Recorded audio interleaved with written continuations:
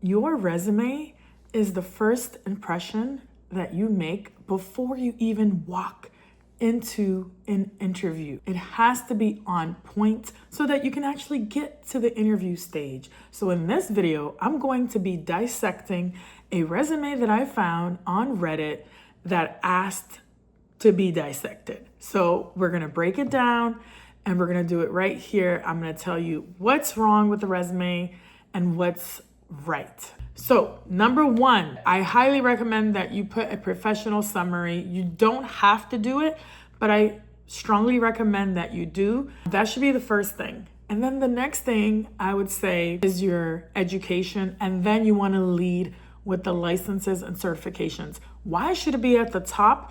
Because naturally, people pay attention to the beginning of your resume and what's at the top. So that's going to be extremely important. So after the professional summary and education goes your certifications and licenses. You don't have to include your license number if you don't want to. It's not necessary. And again, you don't even have to put all the expiry dates of your ACLS, your BLS. Less is more, because when it gets too crowded and too much on the resume, it's very hard to read.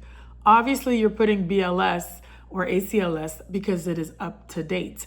If they ask specifically for the card, then you can give it. So list all the certifications accordingly and what is relevant to your specialty, all right? One big tip that I will give is keep it on the left side. So example, you want to bold, let's say ACLS in bold, and then write it out in regular, right? Not bolded, and keep it like that and keep the same format. So you're gonna put, say, ACLS acronym in bold, BLS in bold, NRP in bold, so that it's easily readable. And then make sure that it's also accredited by the American Heart Association, because most certifications, they want it to be through there. Next, do not put your address on there. Number one, for safety reasons. Number two, recruiters don't need to see your address.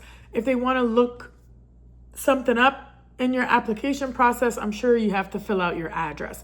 It just takes up space, and honestly, it can even create bias. Let's say you live somewhere like New York City or California, where you're doing a lot of commuting. They might look at the city you're in and think, oh, are you going to be able to make it to work? And that's really none of their business. So don't even put your address on there. What you do want to include is your clinical rotation with hours.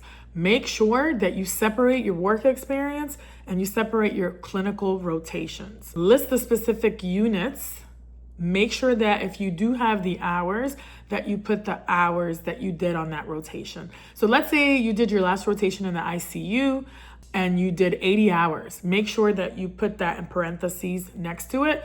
Put the hospital name, your rotation, and then, a bullet point or two if you are specifically applying to the ICU.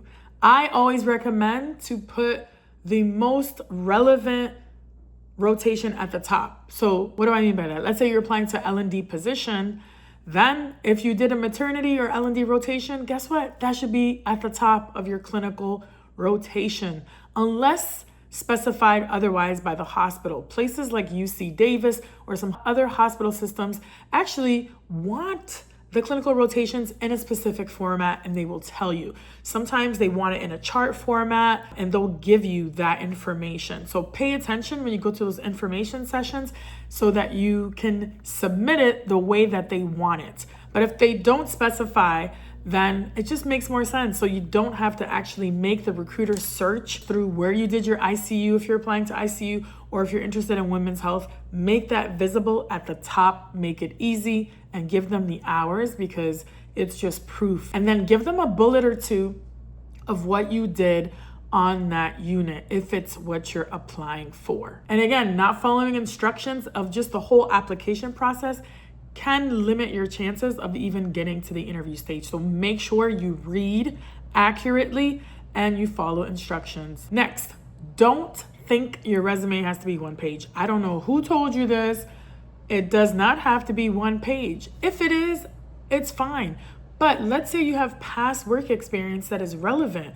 Like even if you were a bartender in the food service industry, graphic designer, a teacher, all of those are transferable skills. If you were a veteran, I would highlight all of it and make sure that you include it. If you've had a previous leadership role, even if it's not in healthcare, it is relevant and it counts. And it's super valuable. So do not leave out relevant information because you think that your resume just has to be one page. It's okay if it goes beyond one page. If you're watching this and you're thinking, I need somebody to actually look at my resume, then I invite you to come to my next free webinar where, like I said, I've helped over 200 nurses land their dream role in less than 3 months. That's right, less than 90 days. Many of them getting jobs within a week or 2 weeks of joining my program. So in this webinar, I share everything. I don't hold back. I'm dropping the gems. I'm giving you all the tea. And I share strategies that I don't share here on YouTube. And guess what? For some nurses who attend, I will actually select a resume and audit it in real time. So that could be you. And of course, if you fix your resume, that could get you a callback with a recruiter and potentially move you on to the next phase of getting an actual interview. So if you want to be the next person to get your resume audited by me live on this next webinar, the first thing you should do is sign up now for this webinar, because once it fills up, that's it. Literally takes like 1 to 2 minutes, and it can completely change the rest of your nursing career and potentially change your life. And once spots are full, they're full. So sign up now and get it. Next, all right, do put your name and credentials in big, bold font. Don't let it be so tiny. You want to have your name take up space at the top. So it should just be a couple font sizes larger than the actual text, because that's what the first thing that they see. And also, please do not put ACLS or BLS next to your name. That is not a board certification, all right? So don't look silly doing that. Only put the relevant board certifications or your bachelor's or master's or whatever you have. And then first impressions, start before they actually read the bullet. So make sure that your resume looks good and it's on point. We don't want it to be messy and not looking good. Don't use italics. Why do I say that? Because it is hard to read. So don't put it anywhere. Some people think it looks cute or it looks fancy. No, do not use any italics. Hard to read, looks inconsistent. Just stick to left side, nice headings, organized, easy to read. That's what you want. Never center all of your headings. It's so hard to get through. Keep it on the left side, like left aligned. It's just easier to quickly scan up and down. A good resume has a lot of open white spaces. It's visually clean and it's simple. And I'm gonna have to say this. Please do not add any weird designs or a bunch of different colors. Keep it plain and simple.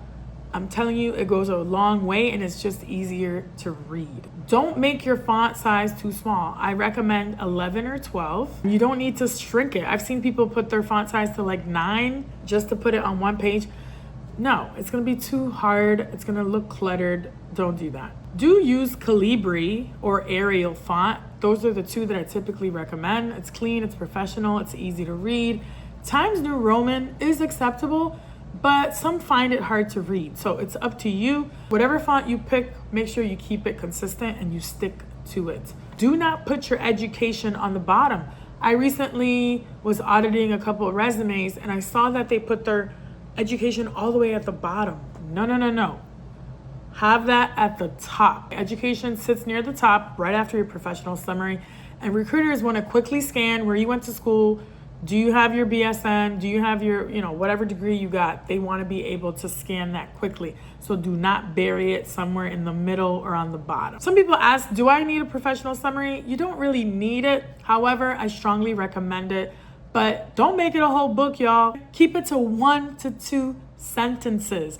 And what should it be? It should be focused specifically on the job that you're applying for at the particular health system or facility.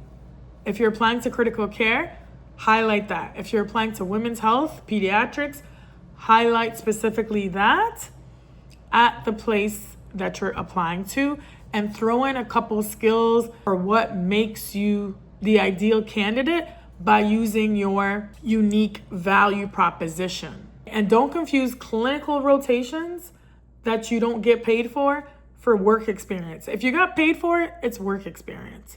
So keep that completely separate so that it's clear to the recruiter, to the nurse managers, or the hiring managers when they're looking at your resume. And then keep volunteer experience kind of near the end. If you volunteer for your church, the community, whatever it is, highlight the volunteer experience. It'll be to your benefit.